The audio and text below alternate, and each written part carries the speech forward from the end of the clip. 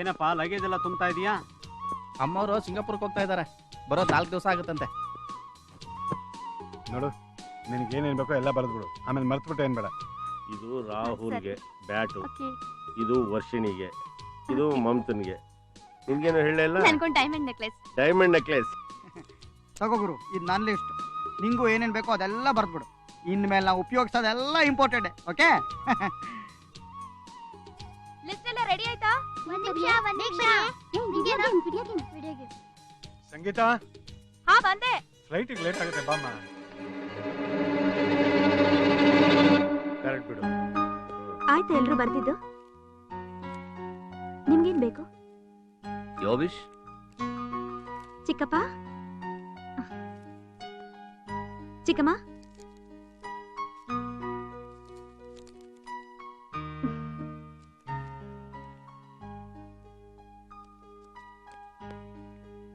ಬರ್ತೀನಿ ರವಿ, ಬರ್ತೀನಿ ಬಾಲು.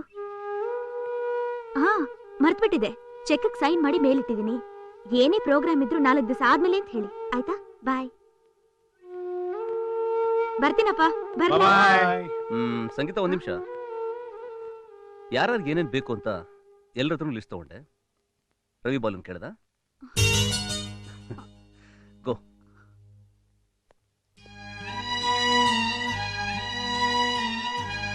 ಸಾರಿ ರವಿ. ಪರವಾಗಿಲ್ಲ ಬಿಡಿ. ನಿಮ್ಗೇನ್ ಬೇಕು?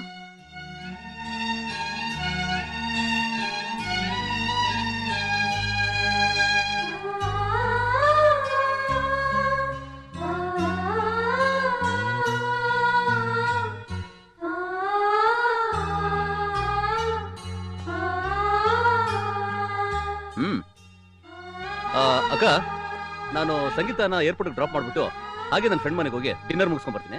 ನನಗೋಸ್ಕರ ಯಾರು ಊಟ ಕಾಯ್ಬೇಡಿ.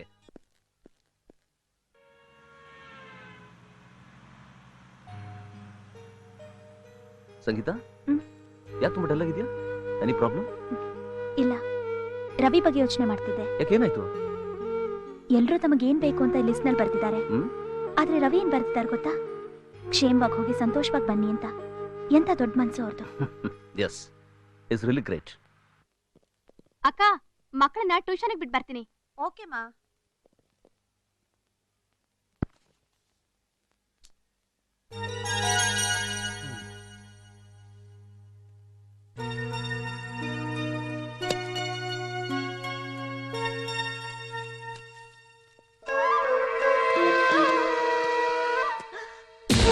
ಏನಂದ್ರೆ? ಬನ್ನಿ ಇಲ್ಲಿ, ಮತ್ತೆ ನೋಡ್ರಿ ಇಲ್ಲಿ. ಯಾಕೆ, ಏನಾಯ್ತು? ನೋಡ್ರಿ ಅನ್ಯಾಯನ. ಸಂಗೀತ ಹೊರಟಿದ ತಕ್ಷಣ ಮನೆಯನ್ನು ತೊಳಿಬೇಕು ಅಂತಿದ್ದಾನೆ.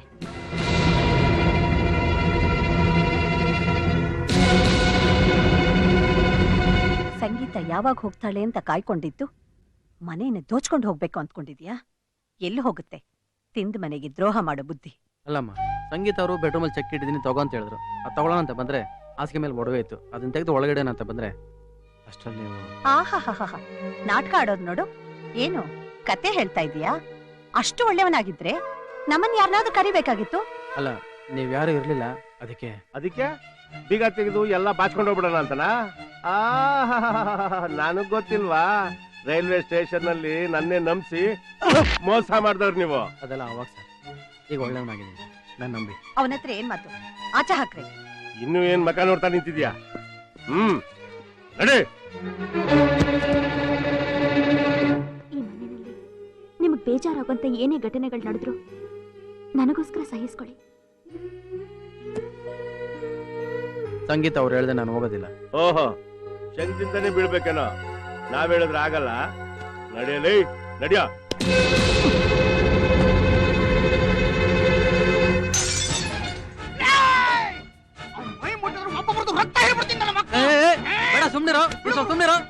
ಬಿಡುಗರು. ಸಂಗೀತ ರೋಡಲ್ಲಿ ಬಿದ್ದಾಗ ನೀವೆಲ್ಲ ಎಲ್ಲ ಹೋಗಿದ್ರಿ? ಆಹಾ, ಮಗಳಿಗೆ ಶ್ರೀಮಂತಿಗೆ ಬಂದ ತಕ್ಷಣ ಬಿಟ್ಟಿ ಕೂಳು ತಿಂದು ಮುದ್ದಾಡಕ್ ಬಂದಿದ್ರಲ್ಲ ನೀವು, ಮನುಷ್ಯರಲ್ಲ ಹಂದಿಗಳು. ನಾನಂತೂ ಒಂದು ನಿಮಿಷನೇ ಈ ಮನೆಯಲ್ಲಿರಲ್ಲ. ಒಬ್ಬನ್ ನೋಡಿದ್ರೆ ಕಳ್ತನ ಮಾಡಕ್ ನಿಂತಿದ್ದಾನೆ, ಇನ್ನೊಬ್ಬ ಕೊಲೆ ಮಾಡಕ್ಕೆ ಬರ್ತಾನೆ. ಏನು ಹುಡುಗಿ ಒಂಟಿಯಾಗಿದ್ದಾಳಲ್ಲ, ಜೊತೆಯಲ್ಲಿ ಇರೋಣ ಅಂತ ಬಂದ್ರೆ ನಮ್ಮನ್ನೇ ಹಂದಿ ಅಂತಾನ?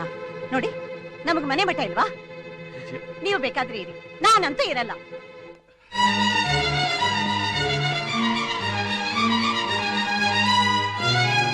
ನಿಂತ್ಕೊಳ್ಳಿ ಮೇಡಮ್.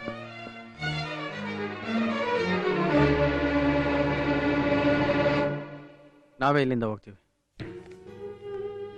ತಗೊಳ್ಳಿ.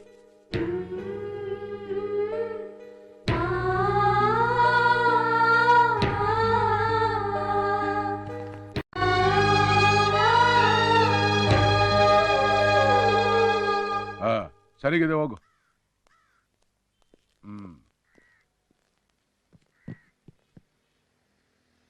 ಏನಯ್ಯ ತಿರ್ಗಾ ಬಂದ್ಬಿಟ್ರಿ? ಮನೆ ಯಾವ್ದಾದ್ರು ಖಾಲಿ ಇದ್ರು ಬೇಕಾಗಿತ್ತು. ಮನೆ ಖಾಲಿ ಯಾವುದು ಖಾಲಿ ಇಲ್ಲ.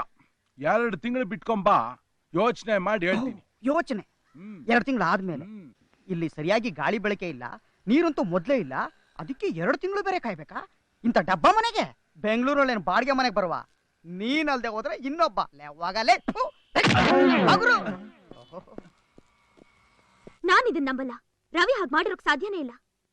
ನಾವು ಹೇಳಿದ್ರೆ ನೀನ್ ನಂಬಲ್ಲ ಅಂತ ನಮಗ್ ಗೊತ್ತು. ಬೇಕಾದ್ರೆ ನಿಮ್ ತಂದೆನೇ ಕೇಳ್ಕೊ. ಅಪ್ಪ, ಮೊದಲು ನನ್ನ ಕೈಲೂ ನಂಬಕ್ಕಾಗ್ಲಿಲ್ಲಮ್ಮ. ಆದ್ರೆ ಕಹಿಯಾದ್ರೂ ಅದೇ ಸತ್ಯ.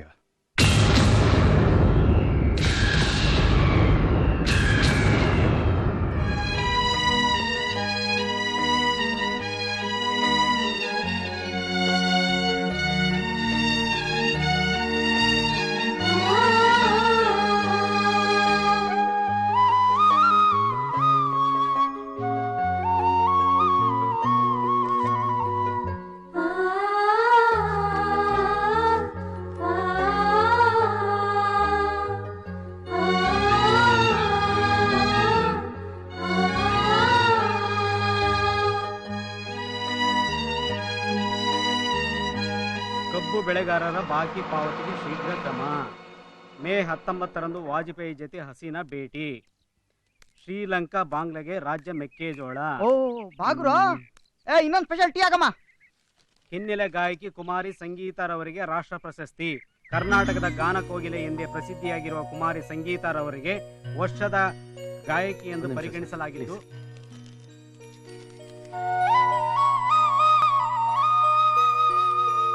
ಏನಾಯ್ತಪ್ಪ? ಏನೂ ಇಲ್ಲಮ್ಮ. ಅವನ ಹಳೆ ಮನೆ ಹತ್ರನೂ ಹೋಗಿ ವಿಚಾರಿಸ್ದೆ, ಏನೂ ಗೊತ್ತಾಗ್ಲಿಲ್ಲ. ಅದೇನದು ಯಾವಾಗ್ಲೂ ರವಿ ಜಪ ಮಾಡ್ಕೊಂಡು?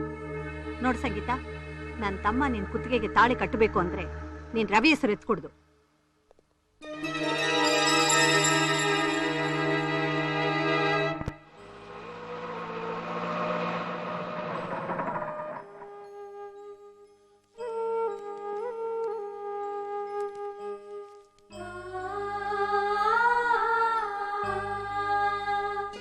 ಅಜಯ್, ಇಲ್ಲಿ ನೋಡು, ಓಕೆ ಮಾಡ್ಲಾ?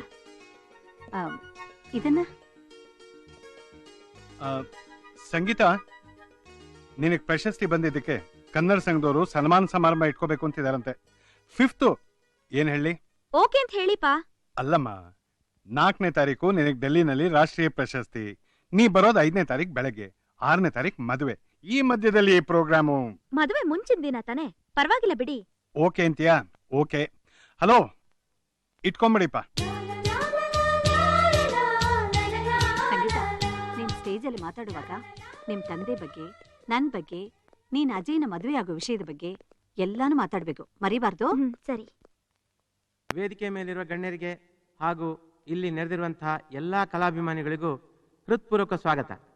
ಇವತ್ತಿನ ದಿನ ನಾವೆಲ್ಲರೂ ನೆನಪಿನಲ್ಲಿಟ್ಟುಕೊಳ್ಳಬೇಕಾದಂಥ ದಿವಸ. ಕುಮಾರಿ ಸಂಗೀತಾರವರು ರಾಷ್ಟ್ರ ಪ್ರಶಸ್ತಿಯನ್ನು ಪಡೆದು ಭಾರತದ ಭೂಪಟದಲ್ಲಿ ಕರ್ನಾಟಕದ ಹೆಸರನ್ನ ಮನೆ ಮಾತಾಗಿಸಿದ್ದಾರೆ. ಅವರ ಈ ಸಾಧನೆಯನ್ನ ನಾವೆಲ್ಲರೂ ಮೆಚ್ಚಬೇಕಾದಂಥದ್ದು. ಗಾನ ಕೋಗಿಲೆ ಸಂಗೀತಾರವರು ಸಿನಿಮಾ ಕ್ಷೇತ್ರದಲ್ಲಿ ಅತ್ಯಂತ ಕಡಿಮೆ ಅವಧಿಯಲ್ಲಿ ರಾಷ್ಟ್ರ ಪ್ರಶಸ್ತಿಯನ್ನು ಗಳಿಸಿದ್ದಾರೆ.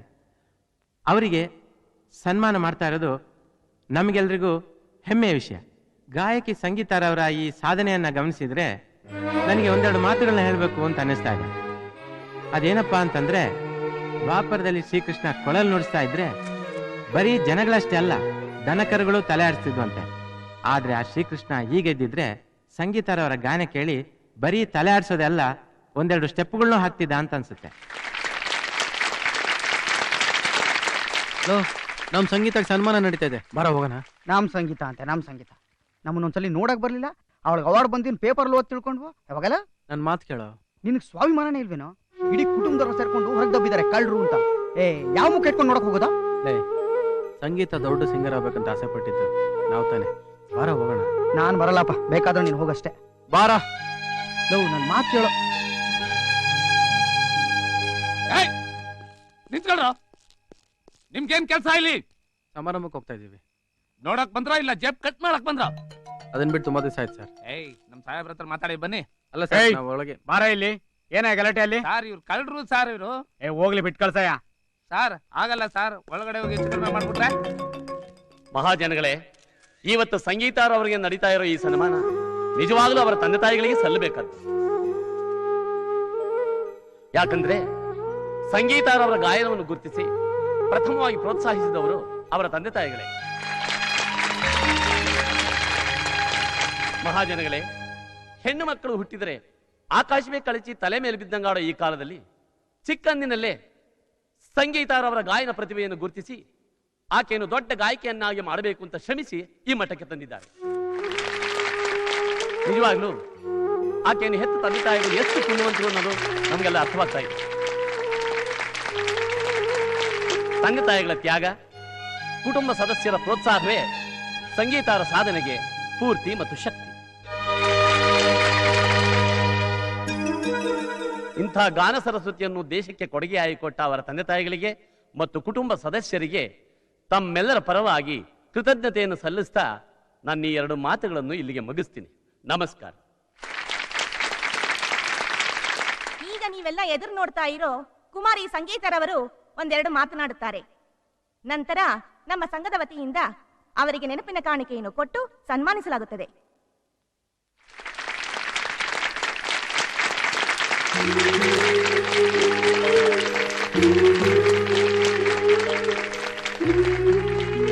ಎಲ್ರಿಗೂ ನಮಸ್ಕಾರ.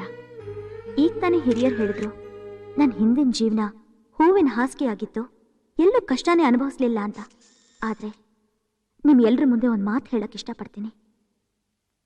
ಒಂದು ಕಾಲದಲ್ಲಿ ನನ್ನ ಕಣ್ಣೀರು ನನ್ನ ಕಷ್ಟ ಬಿಟ್ರೆ ಬೇರೆ ಏನನ್ನು ನೋಡ್ಲಿಲ್ಲ. ಬಾವಿಲ್ ಹುಟ್ಟೋ ಕಪ್ಪೆಗೆ ಬಾವಿ ಬಿಟ್ರೆ ಬೇರೆ ಏನು ಗೊತ್ತಿರಲ್ಲ ಅಂತಾರೆ. ಹಾಗೇನೆ ನಂಗೂ ಪ್ರಪಂಚ ಏನು ಅಂತ ಗೊತ್ತಿರಲಿಲ್ಲ. ನನಗೆ ಅಂತ ಯಾವ ಆಸೆ ಆಕಾಂಕ್ಷೆಗಳು ಇರಲಿಲ್ಲ. ಆಕಾಶದಲ್ಲಿ ಹಾರೋ ಗಾಳಿಪಟ ಅಂದವಾಗೇ ಕಾಣುತ್ತೆ, ಆದ್ರೆ ಅದಕ್ಕೆ ಬೇಲ್ ಹಾರೋಕ್ ಸಹಾಯ ಮಾಡಿದ್ದಾರ ಯಾರಿಗೂ ಕಾಣಲ್ಲ. ಇವತ್ತು ಈ ಗಾಯಕಿ ಸಂಗೀತಾಳ ಬಗ್ಗೆ ನಿಮ್ ಎಲ್ರಿಗೂ ಗೊತ್ತಿದೆ. ನಾನು ಈ ಸ್ಥಾನಕ್ಕೆ ಬರೋಕ್ ಸಹಾಯ ಮಾಡಿದ ವ್ಯಕ್ತಿ ನನಗ್ ಮಾತ್ರ ಗೊತ್ತಿದ್ದಾರೆ.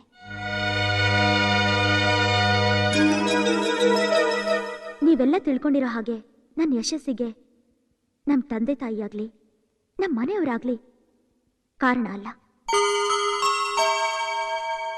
ಇದನ್ ಯಾಕೆ ಹೇಳ್ತಿದ್ದೀನಿ ಅಂದ್ರೆ, ಚಪ್ಪಾಳೆ ಹೊಡೆದು ಹೊಗಳೋರ್ನ ಮರೆತರು ಕೈ ಹಿಡಿದು ಮೇಲೆ ಕೆತ್ತದವ್ರನ್ನ ಯಾವತ್ತೂ ಮರಿಬಾರ್ದು ಅಲ್ಲ. ನಾನು ಹಾಡ್ತೀನೋ ಇಲ್ವೋ ಅಂತ ನನಗೆ ನಂಬಿಕೆ ಇಲ್ಲದೆ ಇದ್ದಾಗ ನನ್ನ ಪ್ರತಿಭೆನ ಗುರುತಿಸಿ ನನಗೋಸ್ಕರ ರಾತ್ರಿ ಹಗಲು ಕಷ್ಟಪಟ್ಟು ನನಗೆ ಸ್ಥಾನ ಕೊಡಿಸಿ ತಾವು ಮಾತ್ರ ಎಲ್ಲೋ ಜನಗಳ ಮಧ್ಯೆ ಇರೋ ಅವ್ರು ಯಾರು ಅಂತ ನಿಮಗೆ ಗೊತ್ತಾಗ್ಬೇಕಲ್ಲ.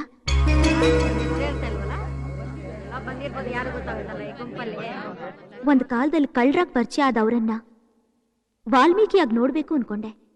ಆದ್ರೆ ಅವರು ನನ್ನಂತ ಕಲ್ಲಿಗೆ ಅಹಲ್ಯ ರೂಪ ಕೊಟ್ಟು ಶ್ರೀರಾಮಚಂದ್ರ ಆದ್ರು. ಅವ್ರು ಯಾರು ಗೊತ್ತಾ? ಅವರೇ ಮಿಸ್ಟರ್ ರವಿ.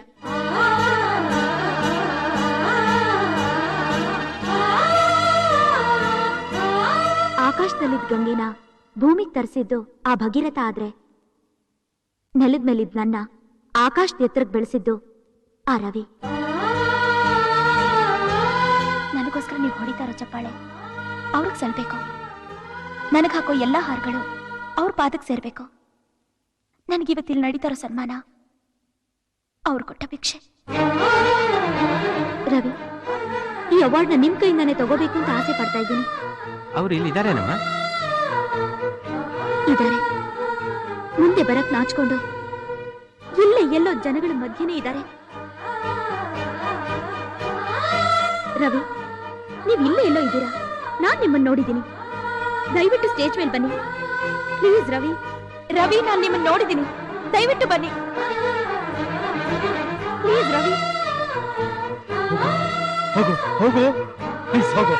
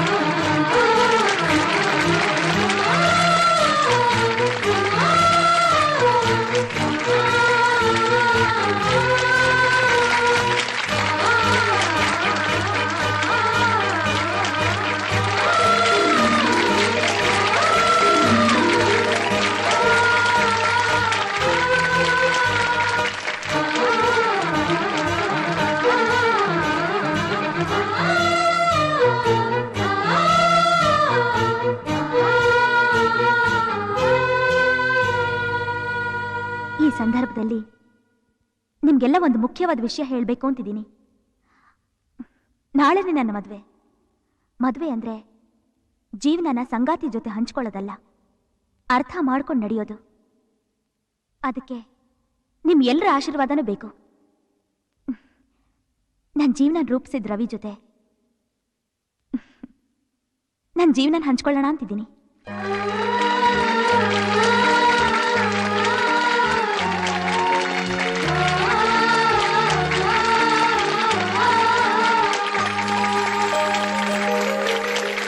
ಏನ್ ಹೇಳ್ತಾ ಇದೀಯ ನೀನು?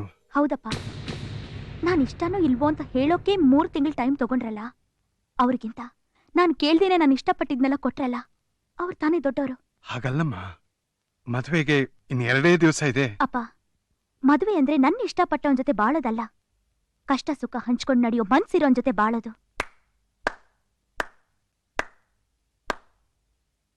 ಪರ್ಫೆಕ್ಟ್ ಡಿಸಿಷನ್ ಸಂಗೀತ. ಅಲ್ಲಪ್ಪ ಅಜಯ್. ಇಲ್ಲ ಬಾವ, ಸಂಗೀತ ತಗೊಂಡ್ರ ನಿರ್ಧಾರ ಸರಿಯಾಗೇ ಇದೆ. ನಾನು ಅವಳ ಮನಸ್ಸನ್ನು ಅರ್ಥ ಮಾಡ್ಕೊಳ್ಳೋಕೆ ಪ್ರಯತ್ನ ಪಟ್ಟೆ, ಆದರೆ ರವಿ ಅವಳ ಮನಸ್ಸನ್ನೇ ಗೆದ್ದಿದ್ದಾನೆ. Good luck.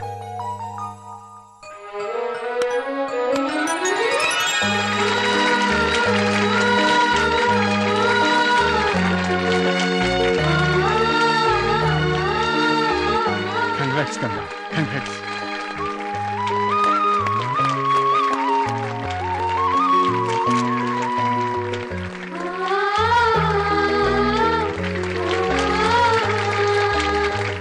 I like it.